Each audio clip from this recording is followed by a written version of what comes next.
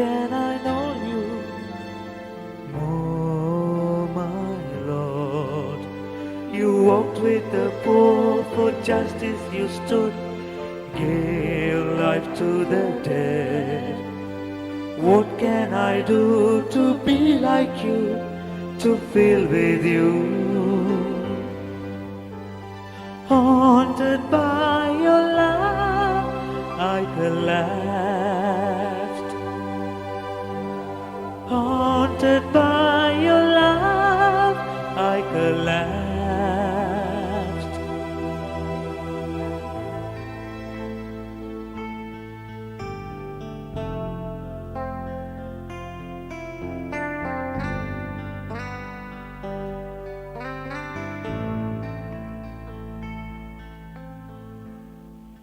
What have I done? What do I do? What will I do?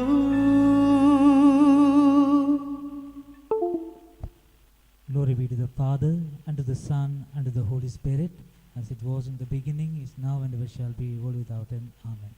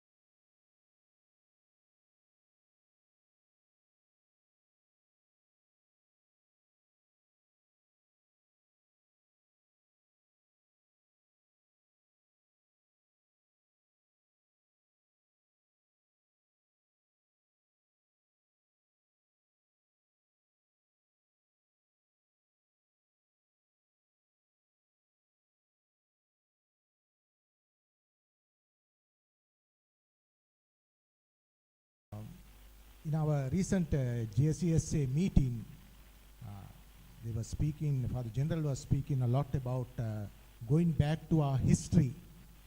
Our roots are very important for us, because if we don't keep our roots, our history, we will lose our direction. So it's such an important factor that today we saw this video, and I'm sure Rasmi also has prepared a beautiful video based on St. Ignatius' life.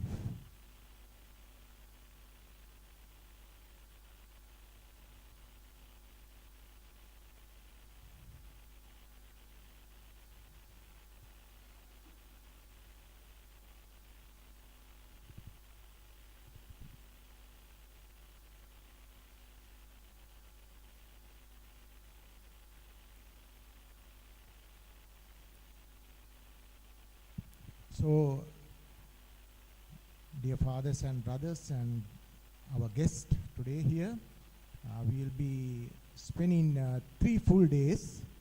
This is our new novitiate. If you are not seeing this, then here our novices, some of them are doing their long retreat these days.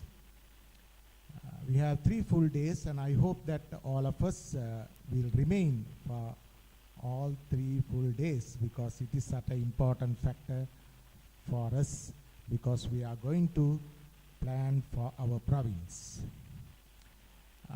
In 2019, we wanted to have a 2-day workshop or seminar or province days on the UAP.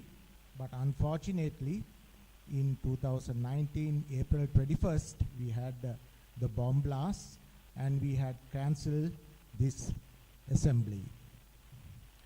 Then in March, we were planning to have our retreat, annual retreat for the PAP for all superiors and directors of work, which was supposed to be for the John Dadis, but unfortunately, because of the corona, that did not occur.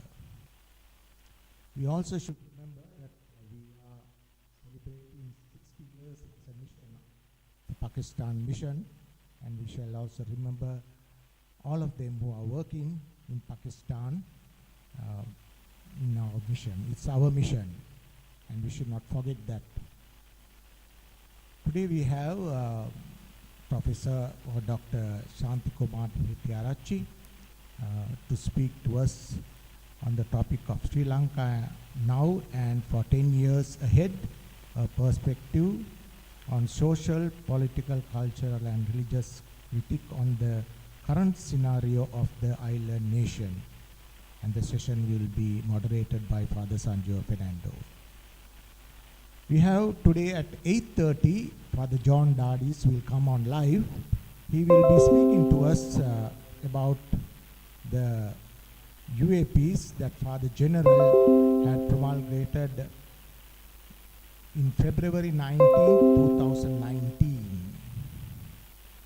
It is about showing the way to God, walking with the excluded, journeying with the youth, and caring for the common home. And then we will be discussing a lot about our PAP document, the concerns emerging from the PAP document. And there are three areas, I think Father Benedict, when he presents, he will come on this. The vision and mission, in a sense that whether we want to keep our previous vision and mission of the province or we want to reformulate them. And also with our teams and commissions, we want to speak whether we want to follow the same method that is in the catalogue or that is been presented in the PAP document. And then we also will be speaking some kind of a structure of governance in the province, whether it is going to be in a district base or a zonal base. That all will be explained by Father Benedict. During these days, we have taken a few topics to be spoken about because this Father General wants us to speak about this. It is about vocation promotion and sustainability that I will leave to Father Tushara, James and Anton Robert, who will present to us about what are they doing for vocation promotion. And then Father Sujiv Alexander, Associates, will be presenting to us about community life based on Father Colvin Bach's documents and letters, and also the recent trends of what that has come about the community life. And then we took education as an important factor, greatly involved in education. So we will be, Father Roshan Suakin will be presenting about our education in the province of Sri Lanka. And this is another topic that we will be discussing, to which conference we better belong to. At the moment, we belong to the Jesuit Conference of South Asia, and we are talking loudly whether we will be more fitting to the Jesuit Asia Pacific Conference. I had a chat with Father General personally about this because of certain issues that are coming in the JCSA. Sometimes nothing is spoken about Sri Lanka, nothing is spoken about Pakistan mission, and I had raised my voice in last October about not taking anything about Sri Lanka and Pakistan so far. Then this time somewhere or another they included us and they spoke something about it. So this has been spoken in the South Zone also in in the Jesuit Conference of South Asia. So I would like to discuss with you to which conference we belong to, better belong to. Then we will be talking about the province financial status, community cross-cutting, paying rents and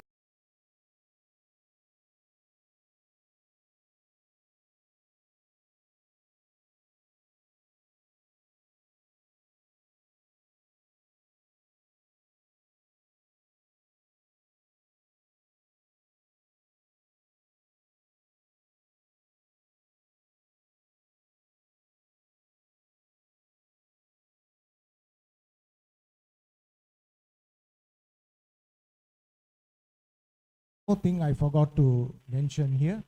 It is also our Ignatian year in which Father Rasmi will be presenting. So I conclude my introduction here and I invite Sanjeeva to introduce our guest speaker today.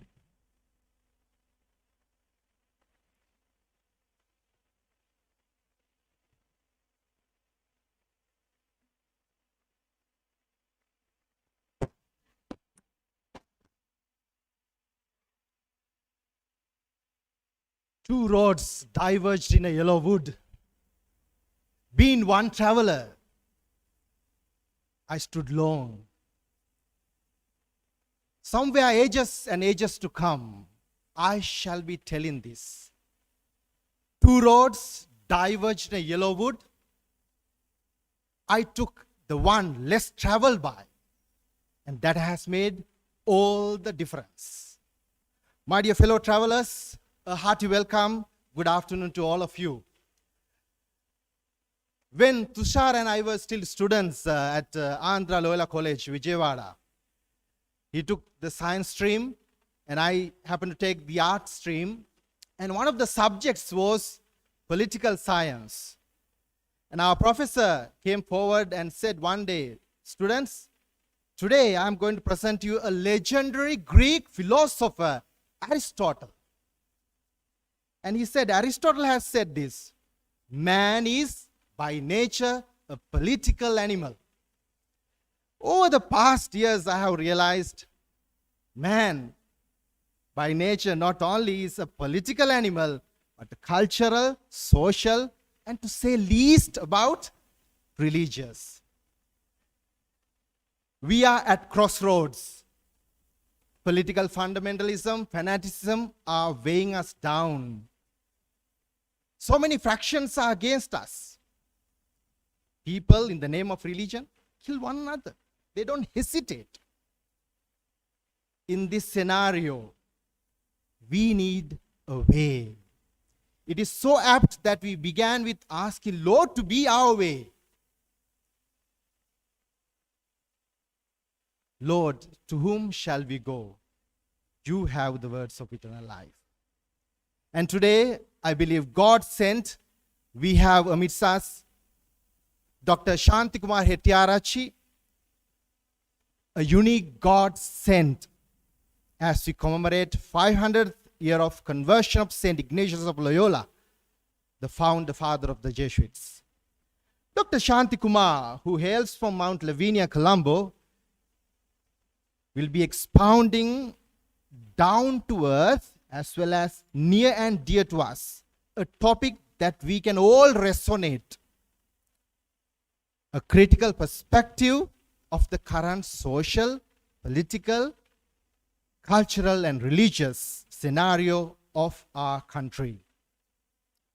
Now and 10 years to come, the word that came over and again was the word hope. I believe he will be able to offer us that glimmer of hope, that flicker of light in his speech. He is the voice that we need today. We need to learn from his resourcefulness because he knows the content, and I believe he's gonna speak to us from his heart. Dr. Shanthikumar has completed his PhD and defended his thesis in Melbourne University of Divinity in Melbourne. Dr. Shanthikumar is a faculty member of the School of Religion and Philosophy at Minhaj University, Lahore, Pakistan. He is also a visiting lecturer of both the universities of Colombo and Kelaniya. He is the editor-chief of a biannual academic journal in Minhaj. He is the renowned teacher past 10 years. Dr. Shanti Kumar has gained extensive working profile. He has got a wide range of working experiences in manifold walks of life.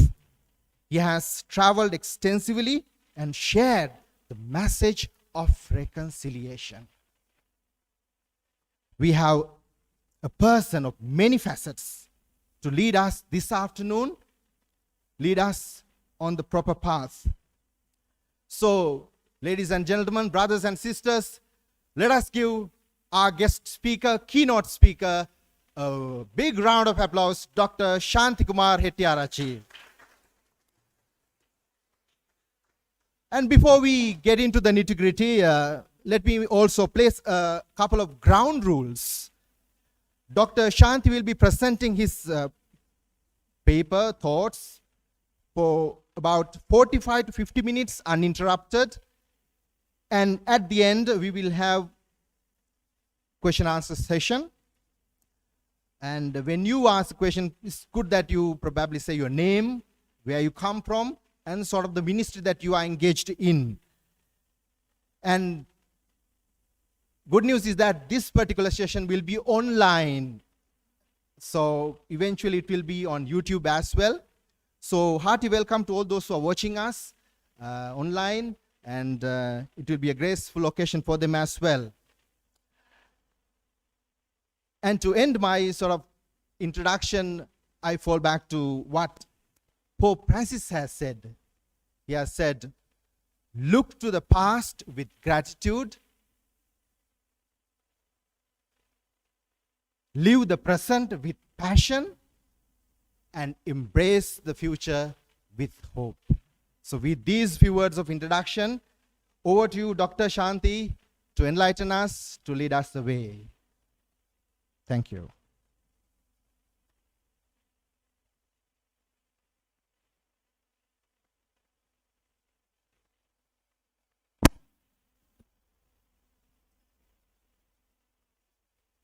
Father Branchen. Chair. I didn't expect an applause from Jesuits to someone like me, who in my previous incarnation supposed to have come from a disorder, because I was a diocesan priest. The Maurya king was called Chandasoka in India in 3rd century BC, before Jesus was born. And he became Dharmasoka.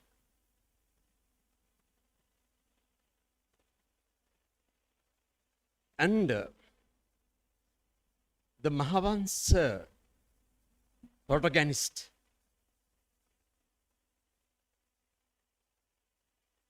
was called Duttagamini. And he became also the Dharmagamini and became the pinnacle of the historiography of this ident nation. And then it was also Saul who went after Christians. And then he became Paul. Biblically, change of name is change of mission, those fear scripture scholars. Would agree with me? Whichever the Roman university you went to or did not go to. And your founder probably was Chanda Ignatius.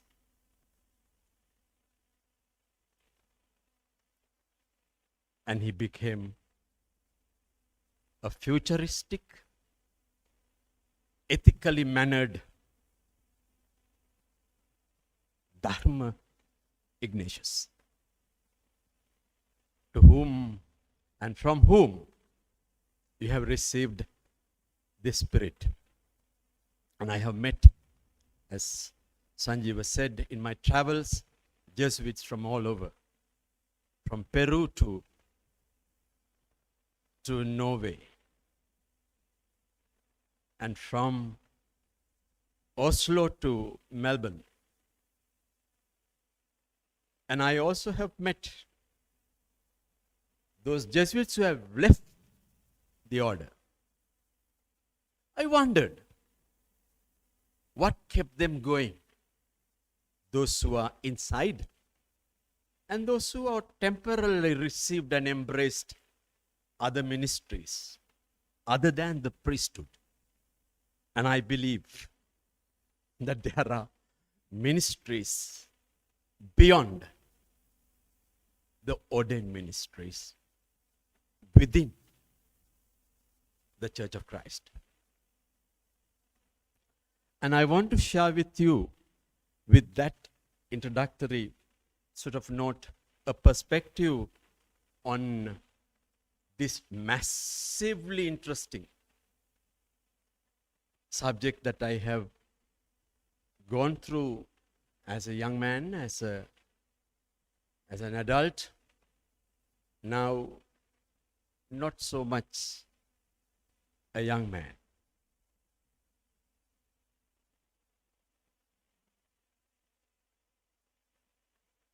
I wonder whether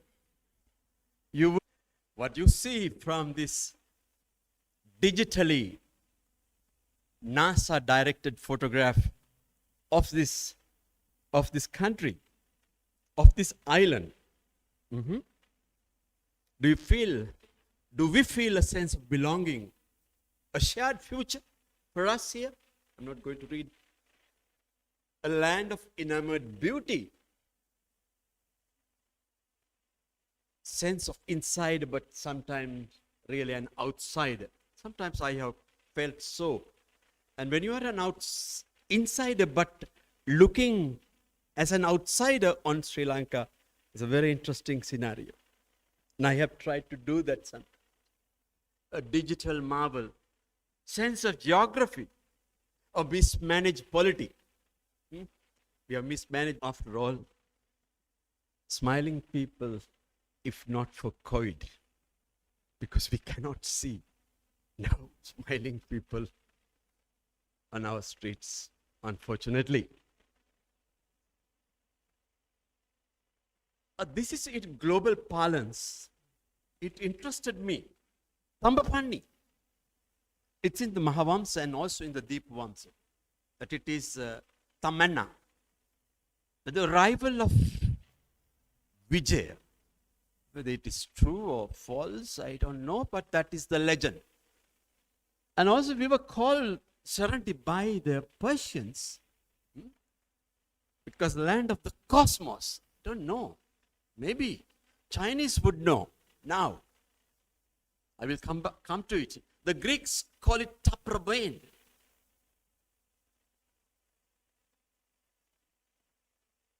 Megasthenes.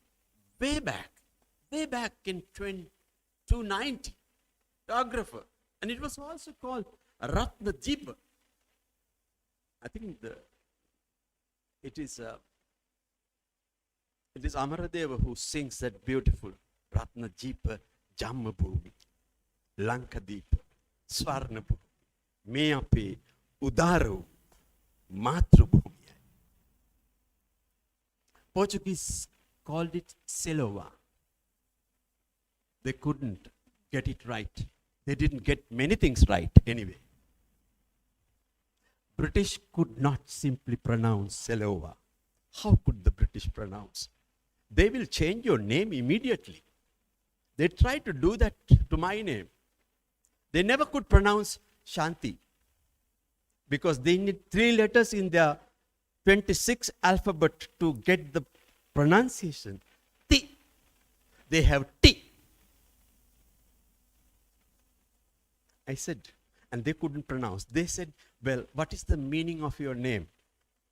I said, it is in Sanskrit. It's Sanskrit name. It is peace. So can we call you Father Peace? I said, go to pieces. You never call me peace, even though I would like to work for peace. My name is Shanti. If I can pronounce your Macromac, which is your Irish name, with a twist in your tongue, learn how to pronounce. So British didn't do that either. And of course, we messed it up too. The pearl of the Indian Ocean, because of that enamored beauty that NASA showed us in this digitally complicated world. Of course, with the 30-year-old war, which is our most tragic piece of our history, we became probably, it's a teardrop in the Indian Ocean. But the airline call it taste of paradise.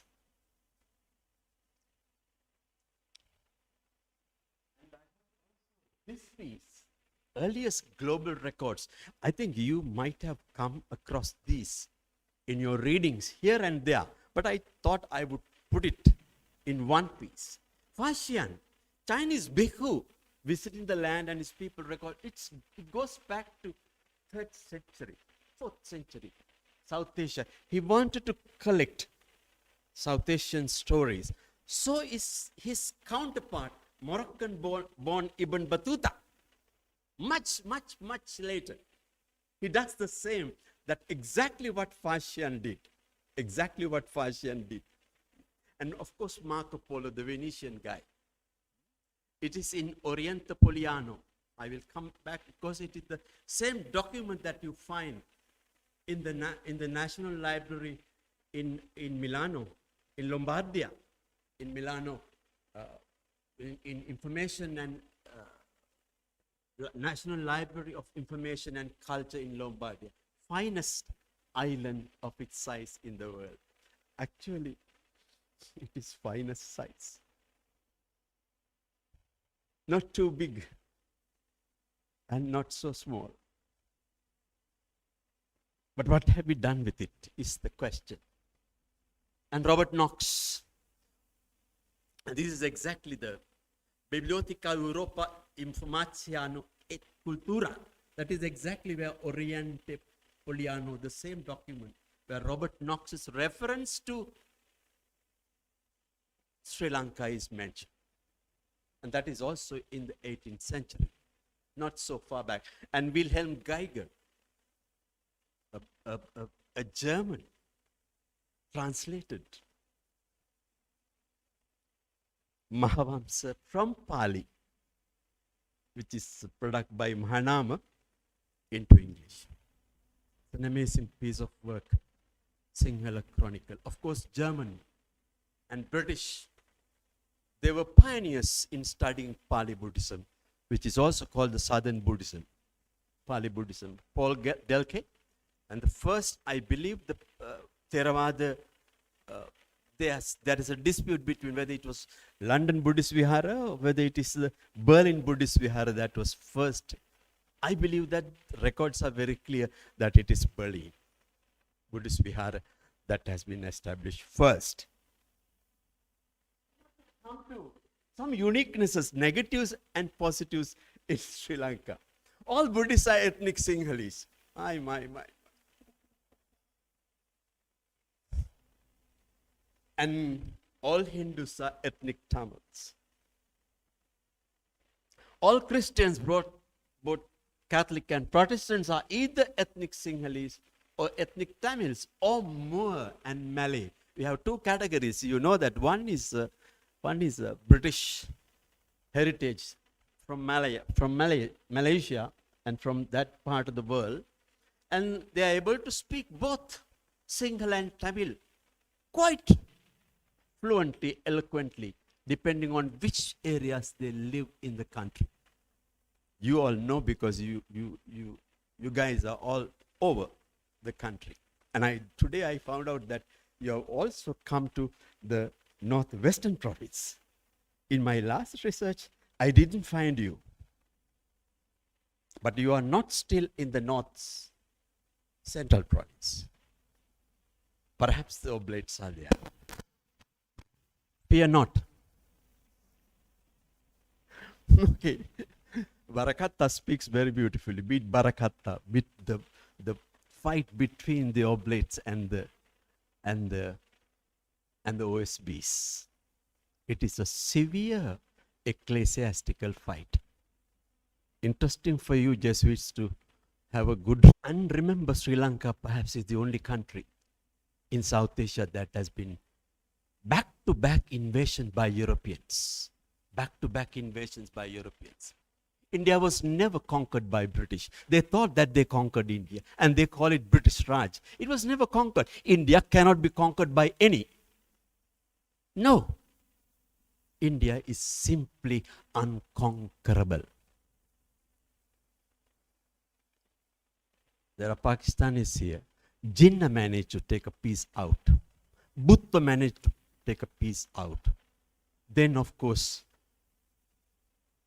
Nepal and Bhutan took their pieces away.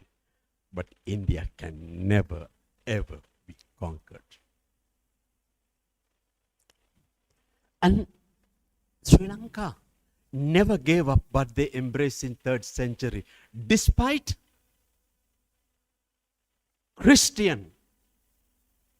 powerful Christian nations coming to this country and conducting their. What is it that this country did not give up what they embraced in the 3rd century? It is worth doing a serious study of that. I have my own perspective on this, which is not the time for me to share that. There is a country. The Christians do not know whether they belong. They are over to that faith, or they have come back here, and they are here and deeply rooted, and this is our country. But this sense of displacement, even if we have found the identity, Buddhists also, being in such a complex diversity. Islam and Muslims have most adapted well, I think, because they have nowhere to go. Many Sinhalese and Tamils think that they have Saudi Arabia to go. No. This is their country too. King Senarath of Kandy protected them and sent them all to the eastern province. Those of you who are working in the eastern province, they were sent by Senarath to protect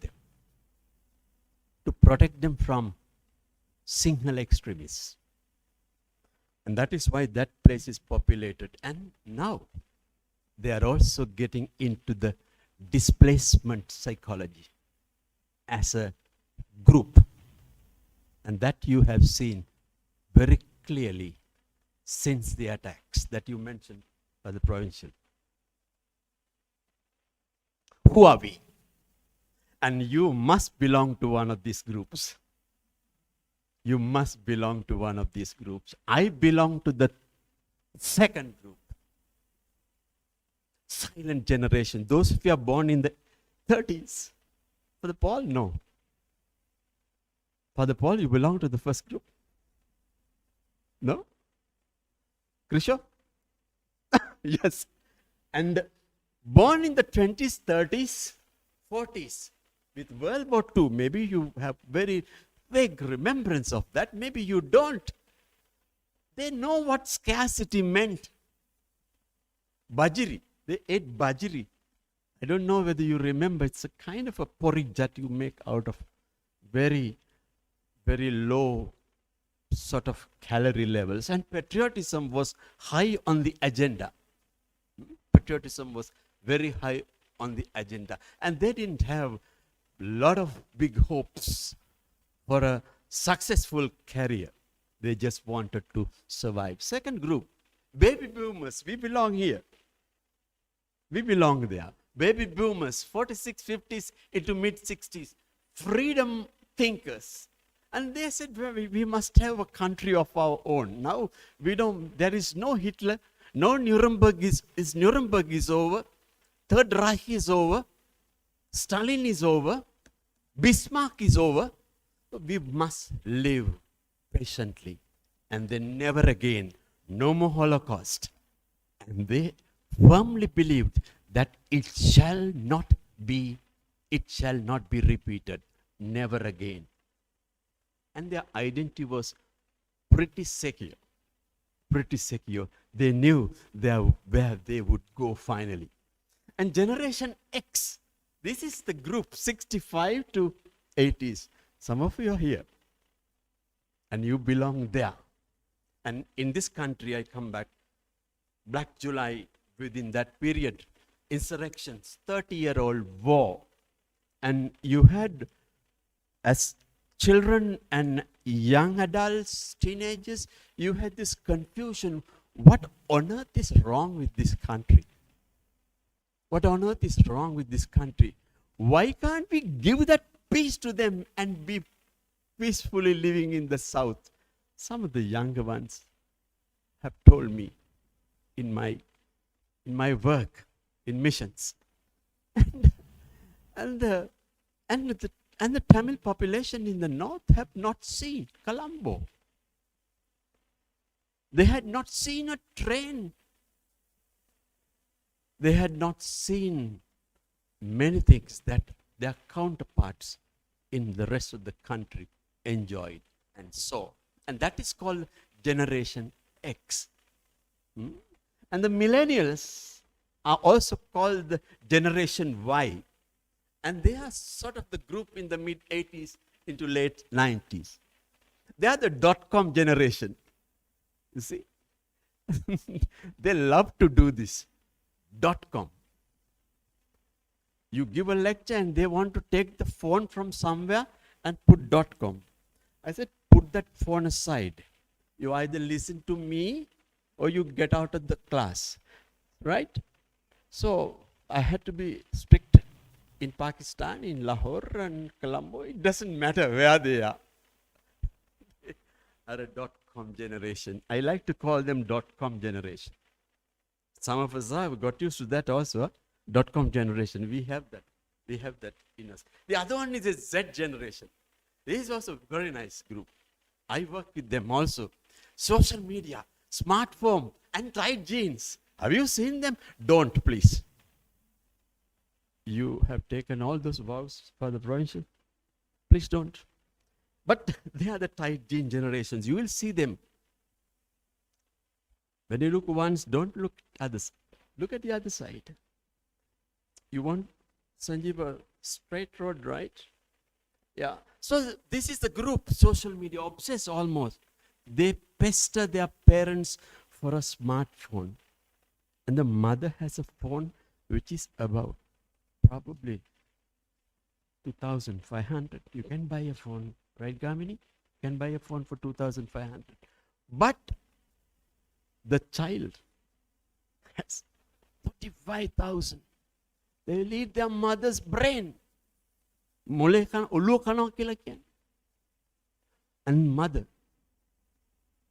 mother does not want this child to be, marginalized. Mother buys it. Probably cut that cost cutting from somewhere.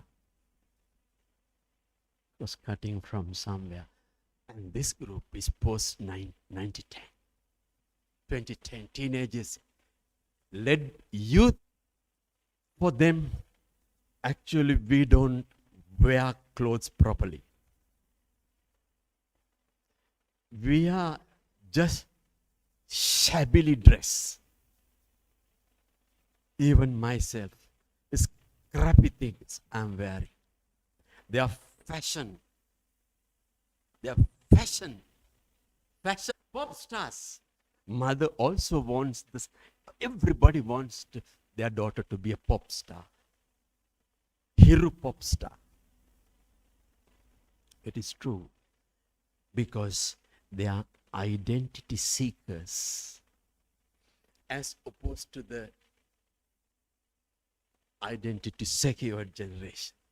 And you will find that this is the youth that you will come across. Those of you who are in education, you will find them. Please challenge me if I am wrong with my material. Those of you who are in teaching career, you will find them. And the last dot is mine. They are the post 2015ers. The rest is actually sociologically determined. It is global. It is not just Shanthian. But the last one I thought I should share with you, because you, some of you are at least innovative people. So 2015ers, I'm not referring to the Ahval Palane, Yaha Palane. So I call them, some call it Yama Palane, but I don't call it Yama. So digitally, I call them digitally smart cookies, because their parents don't know what they are doing, because they have a smartphone when they are 3 years old. Have you seen? Have you seen? They have a smartphone. They are 4 years. They are texting. They are WhatsApping to their elder sister. Amazing. Amazing. Please watch them and be amazed. And also be sad because you and I didn't have that. And they have created a new, brand new knowledge gap between them and their own sister who is 10 years old. And that knowledge gap is what I am most concerned about. And that knowledge gap should be part of your mission. How to bridge it, or how to understand it. I want to speak to you about these 4 things. I want to speak to you about these 4 things. I think I better come here because I have to change this. What did I do? Okay. Sorry. So these 4 things I want to, it's a scenario I want to discuss with you, and a phenomenon, a dilemma, and burdens. And I call it obsessive burdens. Hello, Belen. I didn't see you. One is the political scenario. We have had 6 governments in the last 20 years, right? This is the third decade of the 3rd millennium.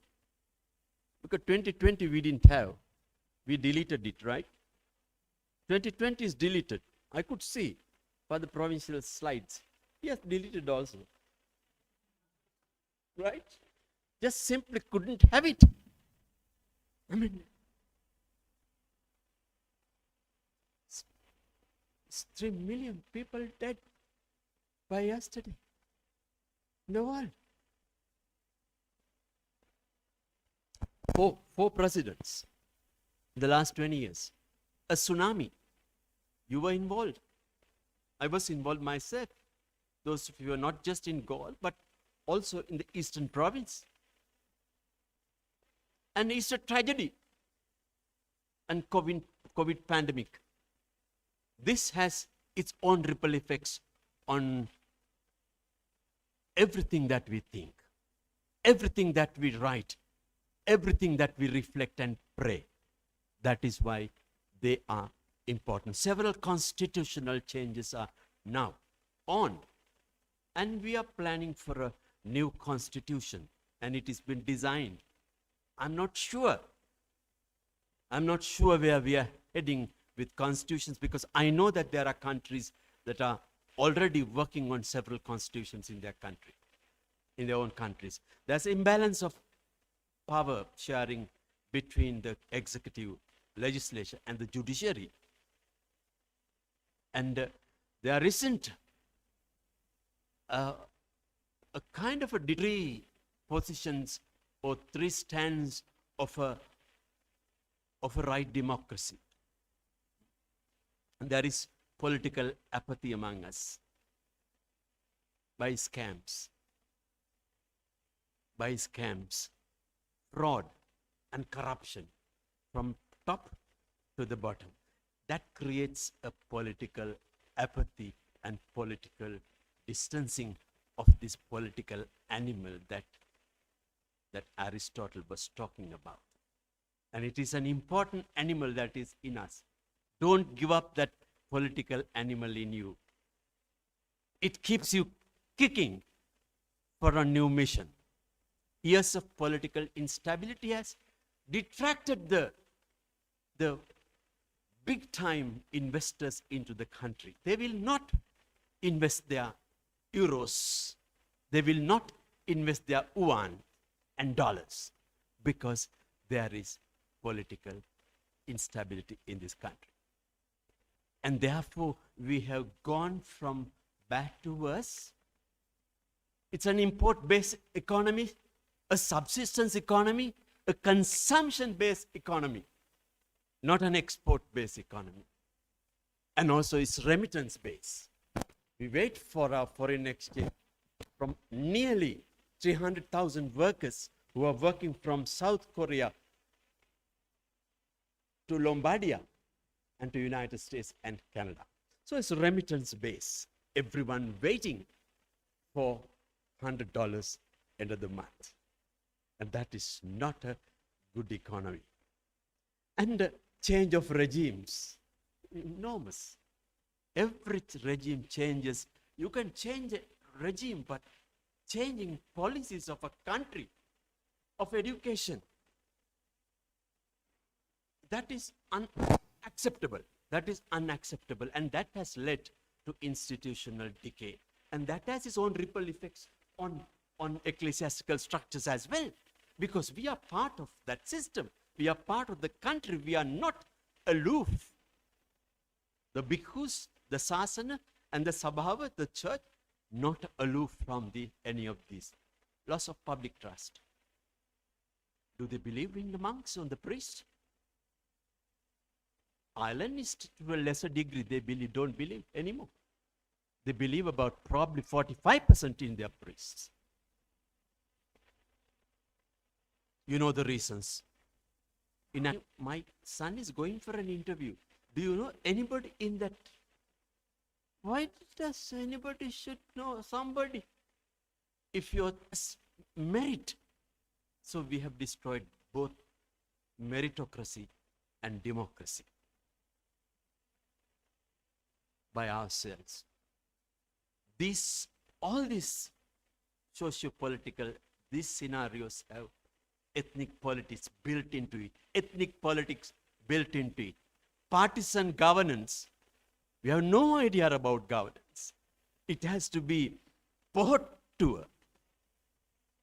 It has to be alia, elephant. It has to be Arthur. It has to be a bell that never rings. It only rings on stage and in the parliament. People never want to ring that bell. You can tell, I'm in public discourse, not to a private audience. I have shared this before, and I have also shared with this respective party heads that opposition doing.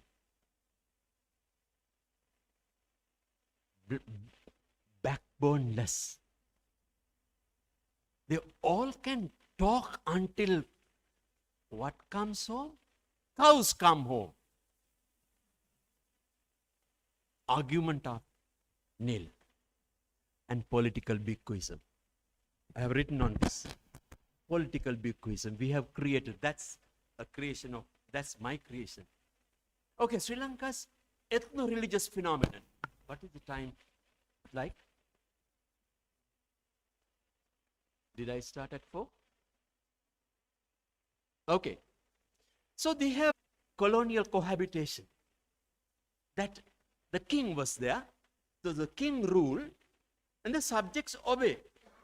That is why probably they say it is better to have a king there, because then the king rules and the subjects argue this. And it's sociologically, probably you can argue that it is possible. You have one. Then Yeah, but Britain has a good system. You have monarchy and also you have a parliament. And monarchy is the head of the church, but not necessarily the head of the church because there is Archbishop of Canterbury. But people believe that Queen rules, but Queen doesn't know any damn thing. But it happens. A country without a written constitution too. Because it. So the white man's God. They saw white man's God. That's why they call Agama. Agankarya, Father Eustace, Agankarya, no? The Agankarya is always a Christian. Because Sabha Agama is, what is Sabha Agama? The real Agama, it is Buddha Agama. It's Buddha Dhamma. Your one is white God, therefore it is Agama. Okay, you tell he's a good man, but Jesus is a good man. The missionaries are bad, but Jesus is a good man. I love Christianity, but not Christians. You know, that big Mahatma. And the Saivite dominance of the last bastion here in Kandy, with their knackers and their wives.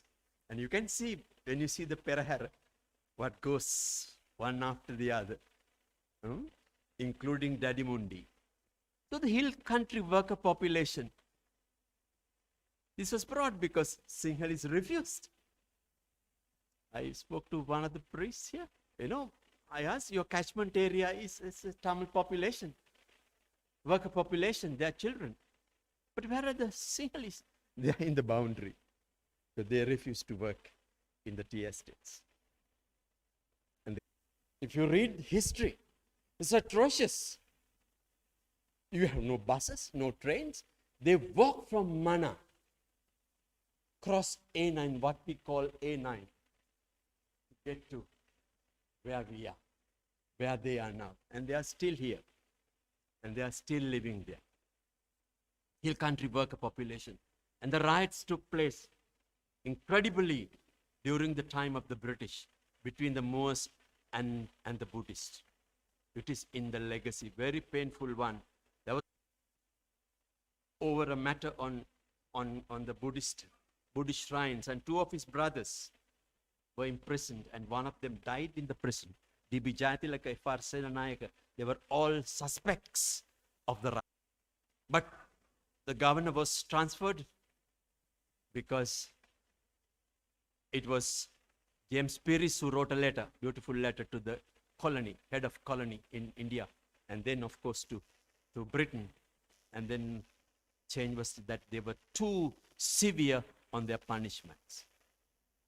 Of course, then Muslims in the East and Burger 1956 departure. You know that departure. Those of us who were from that generation, rise of Sinhala Buddhist ideology was apparent, very clear. But also rise of Tamil political ideology. Elam. They say it is a reclaim. You know, the young Canadians, the Y generation and the Z generation are saying that it is a reclaim, that it was always an Elam and it is a reclaim of Elam establishment. So you have reactive politics based on ethnicity. And then nationhood of Buddhists, and then push the minorities, including Christians, to a new social psychosis of minority reasoning, regional political dilemma. We are here. India-Pakistan rivalry, it is very interesting. India and Pakistan. Even if they don't have any issue in a public debate like this, they oppose each other simply because they are from two different countries. They just happen to. And this is about environment. Shall we say environment here in level? But they will pull something from Rawalpindi or from Karachi and from something in Delhi and Hyderabad and put this together and fight. The main subject is gone down the drain. The subject has come up because subject is on Pakistan and India. They are actually obsessed. Development of the Indo-Pacific Belt and Route Initiative of China. This is incredibly powerful by China. There is no other way that China has engulfed entire Indian Ocean all the way to Rotterdam. All the way to Rotterdam. And this is touched by the Hambantota. And then it is connected to via Mombasa to Gwadar, border of Pakistan and Iran. And of course, then you go to Iran from there and via Suez to the Mediterranean, Adriatic, and then into Rotterdam. Well planned. Well planned. Can we move from here? Excuse me. No. And remember, there is a very powerful military base that belongs to both UK and United States in Diego Garcia. It is in the southwest of Kanyakumari and the Dondra point of Sri Lanka. And they ousted all the indigenous people both into Mauritius and Madagascar and kept it as a military base. It was to be a naval base where the seals are kept, but now it is also a military base. Our foreign policy, we have two neighbors, very powerful, near neighbor or far neighbor. Whom do we love best? Whom do we love most? We love one or rupees. We love Modi.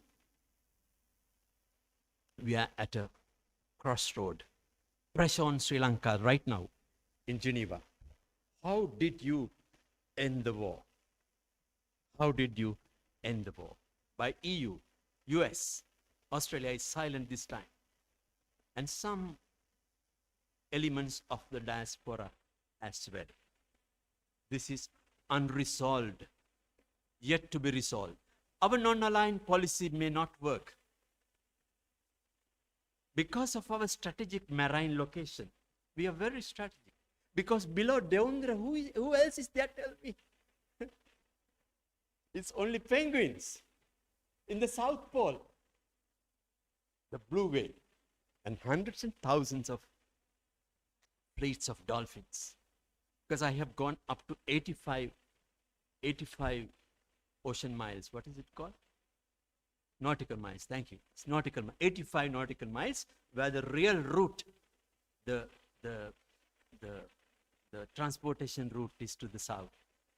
So we are debt related, subsistence economy, as I said before, import and remittance. So it is difficult for us to be an independent nation. These are my obsessive, not my obsessive, the burdens, some of the burdens that we have inherited, and we don't want to let it go for all kinds of reasons. 9 administrative districts, and we have finished. These are parallel units with the 13th Amendment. I have no political comment about it, but I just want to tell this. Is it unaffordable 3-tier administrative system in operation? Majority claims of a nation, desa basa rasa, language, nation, and religion. How do you reconcile with that? Crystal clear minority grievance with religious ethnocentrism, and of course on the other side is other reactive forces to exactly this otherization. We otherize. It is very easy to otherize. You make the other, then easy.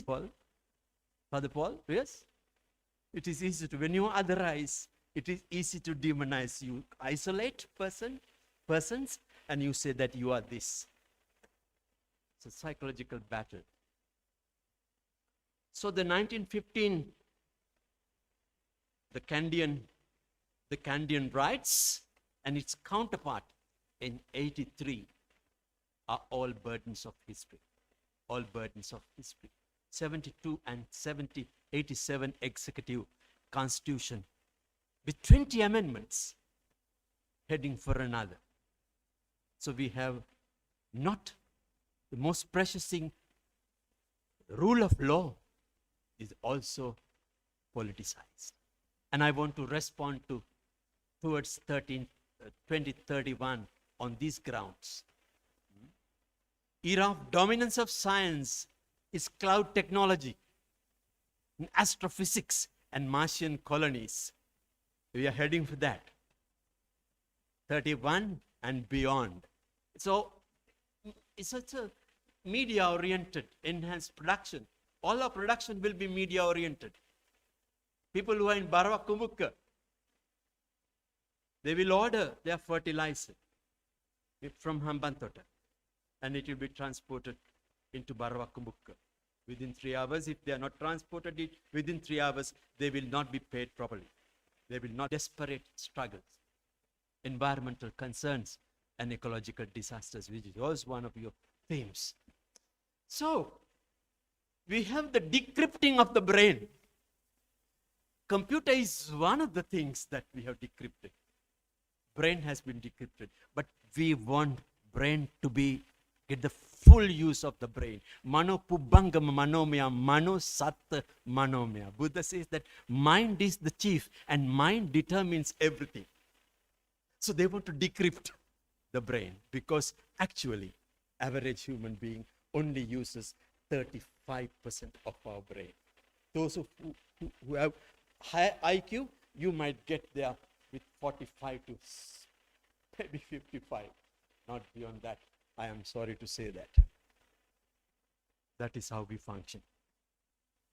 They have the sixth sense and they have developed, they have decrypted their brain. This is going to happen. The hacking space, opting for countercultural and alternative. 6 of us have a kind of a digital platform. And then the 7 of us are in another digital platform. And we want to hack your space in order to get your space into our space while you're asleep. But they have created a device. Even if they are sleeping, their space cannot be hacked. And that is around us. And that is what we are going to face. Colossal multi-layer data bank is already there. And intelligence-led economics. It's not enough to grow your mirisga. You can do that. Takkali Pele. Please do that. Encourage our villagers to do that, but it is intelligence-led. What are you going to do with your mirisga? Miris Pele? Because that is where economics is going to lead. You can eat your miris chilies. You can have your wataka with miris and with your polkiri. But you will eat only. But your life and my life will be determined by intelligence economics. You and I have to buy what they produce. So see future transportation. Because big goods cannot, we will not fly them. They will not fly them. We will use the unused facility of the oceans. And more than 85% of that water is seawater. It's about, strange matter is about energy. So far we know neutrons and protons. We are not happy with neutrons and protons, which has created nuclear. But nuclear is not enough. We want more in the next century. We want more. So we will access from Mars. We will access unaccessed stars and then gather together what they call quarks, energy that will create zero energy to high levels of operation. So it is about energy. And the crisis also will come about energy. Who will create that? And the petrodollar of the Middle East may be the end of the road. I was in Qatar last December, previous December. The finance minister there, a young fellow, he said, we have oil till 2046. I hit the ceiling. The young man saying that they have oil till 2046. And this was in 2019, he said. Just like this, over the microphone. Engineered evolution is no longer Darwinian. Natural selection, right? It is engineered. So the evolution can be engineered. Evolution can be engineered. And cloning is evolution engineered. Young people into the 2030s and the future going to be. All planning should take place into this consideration. I have 5 more minutes. I haven't come to the heart of the matter. Okay, I'll quickly go through. So this is it's a global digital. We'll expand to the 5th generation. We have only G5 now, right? You are using, all your phones are G5 still, because we have not, the Barack Obama Govi Mahathya, he will use G5 for that particular accessibility. He will have to use G5, not G4. G4 has restrictions. So we also grow. The Bandaka and Mackerel and Goraka, all that is good. But the population is 6.6 billion. We will hit by 2015. We will hit 7 billion. It is simply, we cannot grow our own food in the backyard or the front yard. It is not economically affordable. It is aesthetically valuable. Do that. Let's do that. But it will be genetically modified food. We are already consuming that. Genetically modified fruit. Where are our guavas? Tell me. Where are our papos? Where are our dodang? Where have they gone? Engineered. Engineered evolution. This is what we are going to face. Cashless market. It's going to be a cashless market because finance can be controlled digitally without you. Your finances can be digitally maneuvered without your permission. You don't have to give permission. And the national budgets need not be there for cryptocurrency. For cryptocurrency, your national budget can go into the bin. The cryptocurrency can operate with your just yes. And it will go from here to United States, UK. And those transference will take place cashless. This is a serious one. Edward Said said, Orientalism, Orientals versus the Occident, East-West, now is atomized with globalization, with pull and push factors right around us. And the Huntington's clash of civilization and Fukuyama's end of history, they predicted all this. This is going to end. They said it's only a clash of civilization, don't worry. Sinhala ethnics and Tamil ethnics, Muslim claims the same in Sri Lanka. We are at loggerheads. Their aspiration, selfhood, Swaraj, federalism, pursuits, because we rely rather on mistrust, hatred, and burden of history. We prefer that. We prefer that. Majority with a minority complex. I didn't say this. Stanley Tambaya said, I challenge him in writing that he did not understand that Sinhalese majority in fact feel as a majority in a deep minority complex. Because they are basically, their language is a dying language. It's only 14 million in the world. And they fear it's over 100 million Tamils. And their language is far superior, spoken by many. So they have a complex. Complex. It is true. You might have to clarify that further. Tambaya didn't make that reference. I did. Majority complexes and also some conspiracy theories. Therefore, we exist. Cohesion is a struggle in Sri Lanka with all our work, with all our efforts. It's a struggle because we have to revise our aspirations. Our aspirations are also inherited. No, as a people, we cannot inherit aspirations. We must create aspirations for now and for future. What we have done, remolded them in a worst case scenario and wanting to give that as the future aspirations of our people. Therefore, we must go for a win-win significance.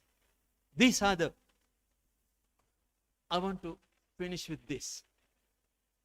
Your apostolic preferences. I want to give my own reflection, showing the way to God. I think it is sharing spirituality. That's what you are talking about. You are sharing your spirituality, that rich spirituality that you inherited across the globe. In pursuit of public good. That's what you want to do. And that is to be faithful to the gospel. And that is to be faithful to that which has come down to you. And walking with the excluded, the preferential option for the poor. That you have very clearly, not just liberation theology, but equality and justice. That is what you are journeying with the youth, believing in the future. Believe in the future, despite of these desperations, innovation, openness to the new knowledge that is dawning on us. Adjust to it, but with critical thinking. That is very important. Caring for our common home, ecological concerns, future of the planet, campaigning for a balanced ecosystem based on another Jesuit pope. On his Laudato Si and Fratelli Tutti. They are both like two sisters of the Franciscan thinking. Two sisters, brother and sister of the same concept that this is our home, that we must take care of it. I have some challenges for you. You must reskill, re-equip the society's skill pool and apostolic zest. This you have in front of you in the next 10 years. Assessment of the current pastoral education ministries in the light of the UPA, adapting to local needs. Maybe you are doing it. Specialized and unique ministries devised by members are fully supported to gain and to be more. Initiate lines of communication with the rest of the church. It is important that you communicate with the rest of the church. Reintroduce the Major Superiors Conference, which was a beautiful arm. One time when I was in the ministry. It's a body of solidarity. It's a body of consultation and fidei donum of skilled men and women across the board, which is doable. Engage in contextual and praxis-based theologizing and its pollination. Your ministry. Be a catalyst of eco-evangelization, and as a new frontier of mission and ministry. Go green as a policy in all missions and ministries and evolve a homegrown theology of ecology. Homegrown theology of ecology. Understand Buddhist, Hindu, and Islamic worldviews inside out. Do not comment. Let us not comment on what we do not know of the other. By doing that, you otherize the other. Then it is easy to demonize the one that is otherized.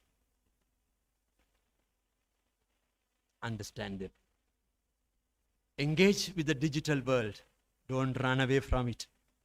Engage with the digital world as a means of communication with youth and future. Introduce to younger Jesuits new academic disciplines like clinical psychology, civil law, diplomacy, and ecological studies. Biblical studies is okay, fine, but involves schools of practice of theology, practical theology. That is your forte. Practical theology is your forte. For laity and religious, you had it on areas of relevant to the region and the country in the light of UPA and PAP. Why I said what I said was because this Chanda Ignatius who became Dharma Ignatius, fascinating how I found 4 guys in history close to us and also distant. I think he's innovatively futuristic. Ignatius. It is because of him. My encounter with him was very distant from you guys. But the things I know of is he's innovatively futuristic. And the zealous missionary with a militancy, especially in Goa Inquisition, it is disgraceful. He ousted entire Muslim and Hindu population out of Goa, brought the spirit of Inquisition into Goa. And his behavior, which as S.G. Pereira records in Mana, has not been very edifying too. So you have also the Basque spirit and also De Nobili, whom I admire. Man who went to the roots, studied Tamil. He devised the Tamil word Vedam for the Bible. Who say? He devised them because he was a Sanskrit scholar and a Tamil scholar. De Nobili. And of course, Arupe. Man who saw in the 32nd General Assembly, who is now recognized as the second founder, in my view. Probably you accept too, second founder of your beautiful and historical order. And his contact, I name him as a north, south, east, west integrator because of the Japanese, and both taking part in Medellin and Puebla. And then knowing the heart of India, the pulse of the south. North, south, east, west integrator. And these 4 push me to indulge in what I indulge with you this afternoon. Thank you for inviting me.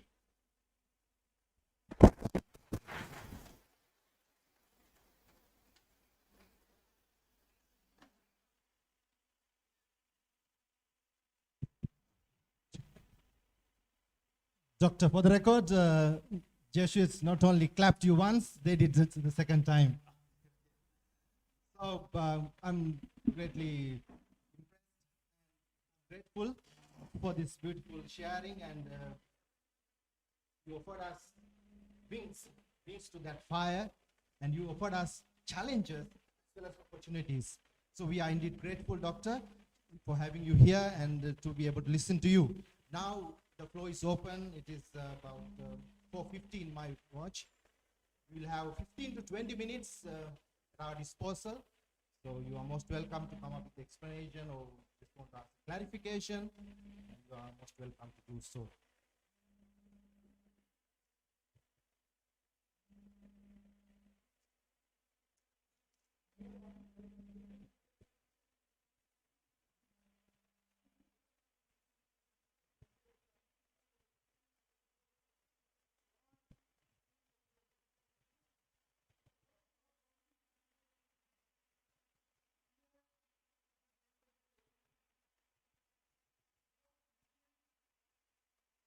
either ethnic Sinhalese or ethnic Tamils.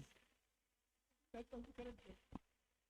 There are burghers throughout the island. We coming from Pettigrew. Okay. So we are Christians, but at the same time, you know. Another problem is this one. When I look at the political history and the history of Ceylon, the question that comes to me is, why should the majority community try to always cheat the Tamil community and also oppress them in a way and grabbing lands and all these things? So we are coming from Batticlo, so we feel very much, that kind of a thinking. Not to explain, but the thing is, our worries and our thinking is something completely different. Why should the majority from 1948 suppress the minority in the sense of the Tamils? And also, the grabbing mentality and not sharing mentality is there. Then, can you explain, Mr. Shanthikumar, about that one? There are so many other questions here, 13th Amendment, and rule of law is not there, and many other future things that you have predicted or something like that. Very, very, very difficult future things, when you think. Who would have thought there would be this coronavirus and destroy the whole populations throughout the world? Who would have thought? Now, if I predict the future, I am missing this. I can predict certain things, but there are so many things that are happening in between that spoils our plans, future plans, Yeah. So would you like to comment on this, whatever? Yes, Father Rosie, let's go by one. Does anybody have a similar notion? If not, let's go to Father. More or less a similar? Yes, Roy.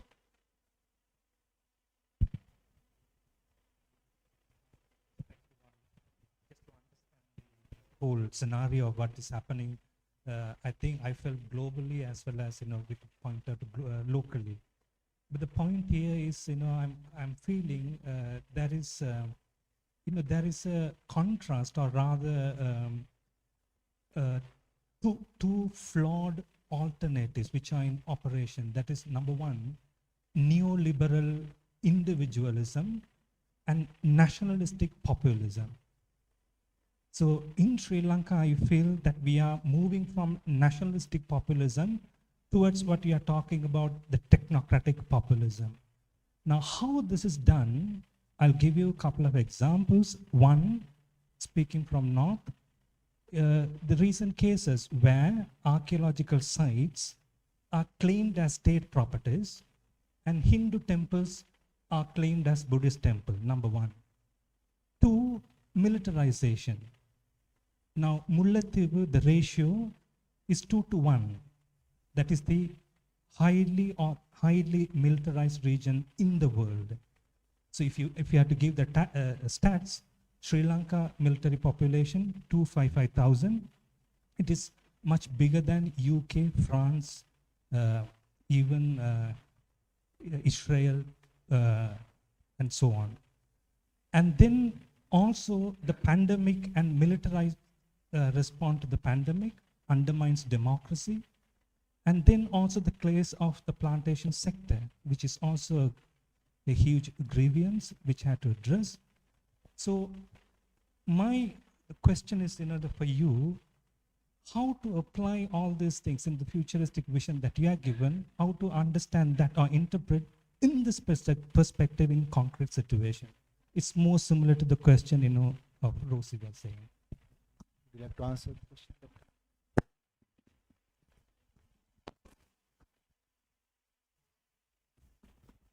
I do not intend to answer your questions because they are big questions.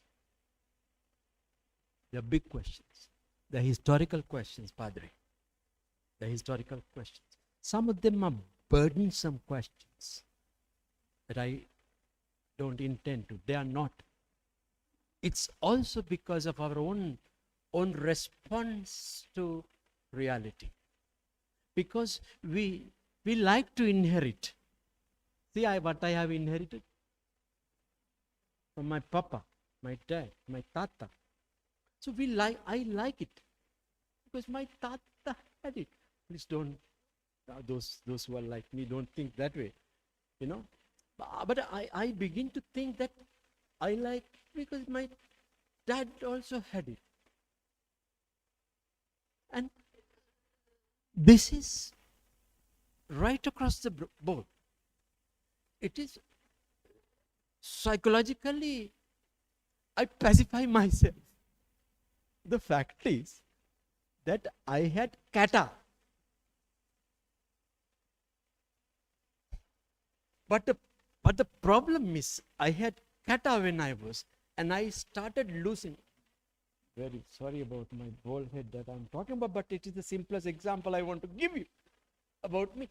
And then, but I justify because I want to give homage to my dad. And this has become like this. I want to edify myself that I am the chip of the old block. See? So we inherit some of the things. And the interpretation, seeing the current, the present, is through what I have inherited. And it is very few of us who are able to distance ourselves, uproot ourselves, and see. Like the old anthropologists. Bede Griffiths never became a sannyasi. But Roberto Di Nobili was a sannyasi. And Bhaktivedanta, the Flemish priest, Abhishektananda, became. Most anthropologists become Aborigine in their study. Malinowski became an African kind of a tribal leader. So we bring that and we embrace it to that level. We become part of that burden. So it is very important for us to recognize what you are recognizing in reality. You can say, Shanti, this is what it is. Why the heck are you talking about? This is reality. But it is true, maybe. Maybe it is true. But how am I going to find a permanent solution for that? Demilitarize Mulathivu. It is very important as a position. And also to reflect on why it is militarized. Also we must talk why it was militarized. That is also another perspective that that some others would like to see. But then you will say, hell with it. Not the reason, but now people are suffering. Yes. Now, that is $1 million question. That is $1 million question. That requires more than Shanti Hettiarachchi's wisdom, for which I have no answers, but to be silent sometimes with you. But not acknowledge. You don't acknowledge. That's good. I like it. Shanti, your syllogism is flawed. I like what you said your syllogism is flawed. Thank you for reminding me. But my syllogism, part of the syllogism remains. But I would like to add your syllogism because I have a lot of good Bergen neighbors. They are lovely people. Not because you and two others are here. They left us. They had to leave. And it is so unfortunate that we lost that category of people into Australia, to Canada, to UK, and to all those parts. And that is another whole scenario. So I cannot answer all your questions, but I have my own position and a reflection to that only. Well, thanks for the interventions, and thanks to Roy and Father Rossi. Does anybody? Yes, Tirangela.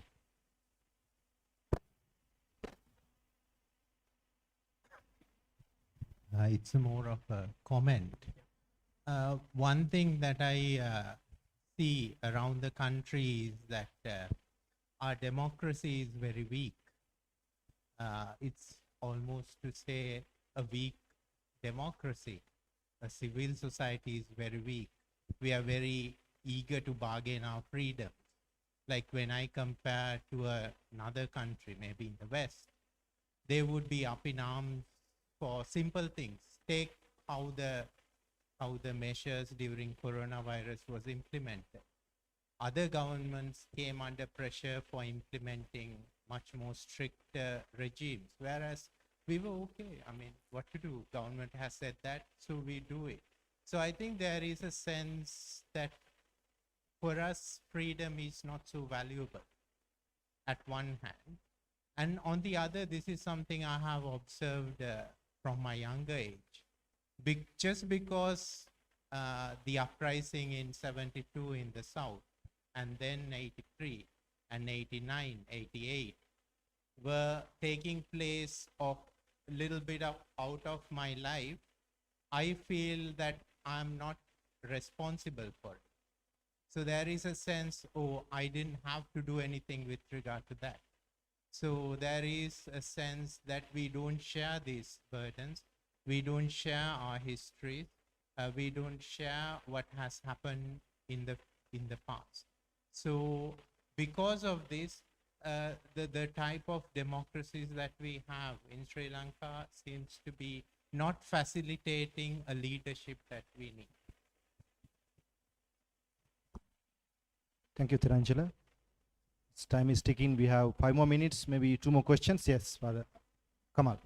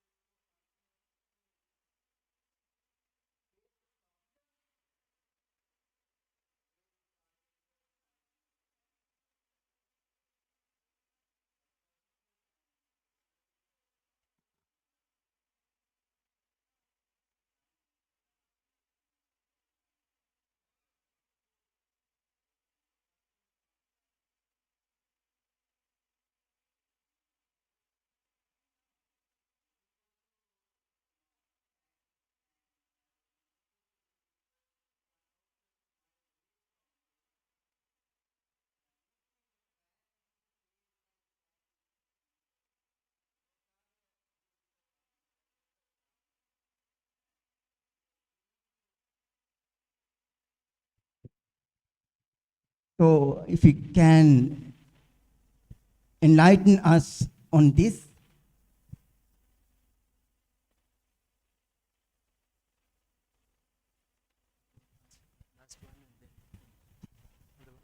We have one more question to ask. Yes, Rashmi is ready.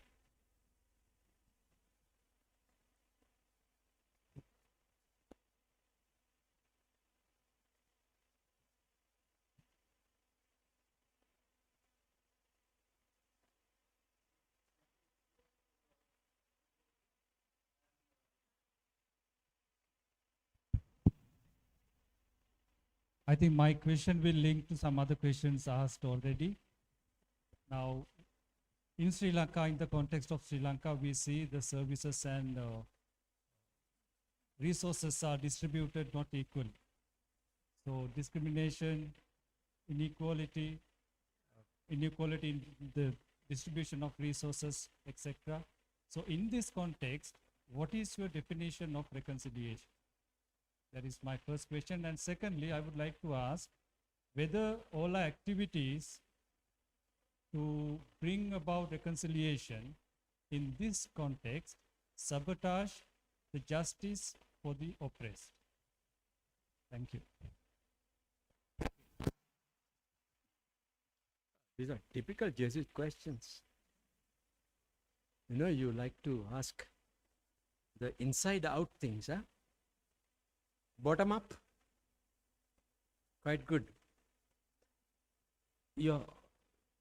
So, I think my suggestion is you to be countercultural. That is precisely my intention, and that is what I intended. As it was in the beginning, and through the history of missions, be countercultural. When you were even militant, you were countercultural. That's interesting. Go case by case in your history, which I have read. And they have stood by some pigment of, serious pigment of countercultural thinking. And it is critically evaluated, not sucked in as it is, not regurgitated, but assimilated perfectly into the system. Into the system. So you men, trained men here, you are also men of history. And I know some of you personally, encountered it, not so much work with you. Be countercultural. When you design your PAP, I have not suggested you to do anything because you know it yourselves. You know your onions. So be countercultural. That is what the gospel is, I think, asking. Countercultural. And it is pretty clear from these four personalities. Zealously missionary. What? They were not even buried. 3 of them are Basques. The boundary of Catalonia and then southern France. 3 of them. And 2 of them are not even buried in their part of the world. They gave up. They gave up their own lives for the task to be countercultural. Rashmi's is it's a more complicated question. Reconciliation has 2 or several layers and parts. It cannot be one-sided. Nowhere in reconciliation involves diplomacy, several layers of diplomacy. It is at the level of UN if you want to kind of get a handle on it. But at every level, reconciliation has 2 serious or more parts. And George Michel, the one who architected with Bertie Ahern and Tony Blair in Ireland, in Dublin, and also in London, and with the intervention of Edward Kennedy, the last brother of John JFK, and then Clinton. These people got together to stop the IRA and form them into, towards the Good Friday Agreement, the Stormont. First senior minister and deputy senior minister agreed. And that I thought in the recent history, because I was that time in England, I kept very close touch with some of the groups and some of the Christian groups who were kind of pushing this. It's similar to what the South Africans did, like Albert Nolan, the great Dominican priest, who refused to be the general of the order. And he said, I must be in South Africa, not in Rome. He refused to be the brother general. They call brother general or what? Something. Father general. Yes. Some general. So it has multiple layers of reconciliation. And every level is a wee bit of reconciliation. Reconciliation doesn't happen, okay, now we are reconciled. me and Paul are reconciled. Yes, but Eustace might say, "Oh, they did that 2 years ago." And they fought again. But Balaam comes at the third party. I mean, then Provincial and Crystal comes, but with different experiences to that package of reconciliation that Shanti and Paul have destroyed together. Very beautifully destroyed. Because we are very clever at destroying beauty. But to create beauty, it takes enormous years, pain, agony. So, reconciliation isn't not a two-way path, it's multiple paths with multiple layers, with multiple levels of diplomacies that need to come into the operation. And that is when it can take place. It can take place with a Grama Sevaka at a very village level, but also someone, the parish priest, and the parish priest is not in harmony with some issues, then the next door Jesuit or the OMI, the oblate, the monk, they all come for a kind of piece of reconciliation. So it's not, there is no blueprint of reconciliation, Rashmi. Oh, every print is a new print, and there is only models of reconciliation, and models are complex models. Nothing in South Africa fitted in the Stormont Agreement in Northern Ireland. Nothing. And George Michel, the chief, the architect of the reconciliation pattern, he admits that. He admits that. Sinn Féin had to be brought in front of Bertie Ahern, and those who were involved in the Bloody Sunday attacks in London were there with the Queen. It is amazing what happened in 1995 to 1997 on that Good Friday. They signed. Unbelievable piece of work, but it can never be executed in Sri Lanka because we are not willing to unburden things. We are not willing to unburden, forgive, and forget. Let it go. We must also study a little bit of Buddhism to let it go.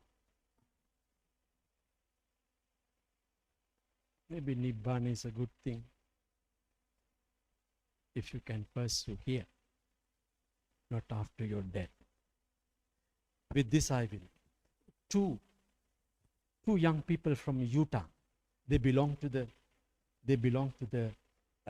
Latter-day Saints. You know them, Latter-day Saints church. Do you believe in life after death? 7 o'clock in the morning on the door. Excuse me, can you come in for a cup of tea? Sat. 3 fingers inside the Bible. Do you believe in life after death? For goodness sake, can I bring you a cup of tea in the meantime? No, sir. So I brought tea. Do you believe in the life after death? I said, who is your God? I said, your God is really stupid.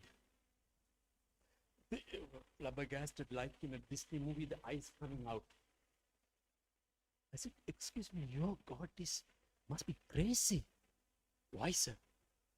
Why is he asking? Is he asking or you are asking me? No, he's asking here. Read the Bible. Tak, tak, tak, tak, tak.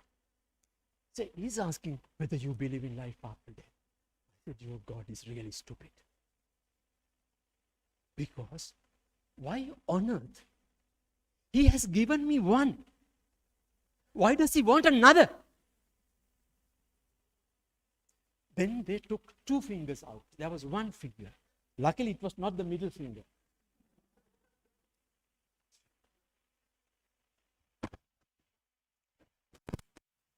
Sanjeeva, why are you jiggling? So I said, then they were really upset because I said, God is stupid.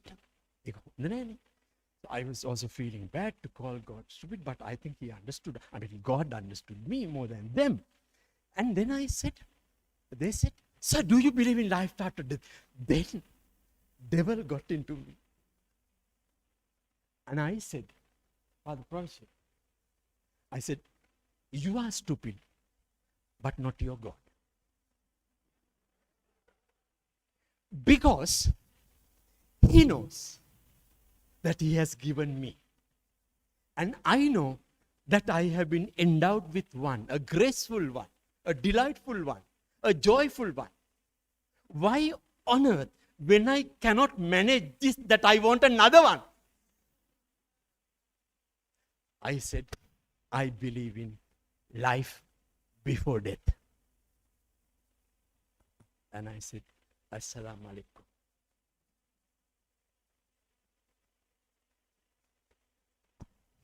Wonderful. Thanks a million, Doctor, for the meaningful interventions, and thanks to Fathers Kamal and Rashmi for the probing questions. And here marks the closure of this special segment. And now it is my duty on behalf of provincial and administrators of our province, Sri Lanka and Pakistan, to extend our hearty congratulations and appreciation for having been with us and sharing your heart out really this afternoon. And to close this session, I would ask all of us just to close your eyes a couple of minutes. Let the words of Oscar Romero, whom I admire most, serve as a beautiful point of departure. We plant seeds that one day will grow. We water the seeds that are already planted. We lay foundations that will one day need further developments. We cannot do everything. And there is a sense of great liberation in realizing that. Our work may be incomplete, haphazard, but it's a beginning, a tiny fraction of step along the way. An opportunity for the Lord's grace to enter into and do the rest. We are not master builders. We are mere servants. We are mere servants and not messiahs. Amen. Please open your eyes. So thank you one and all for this beautiful evening, and may God bless you all.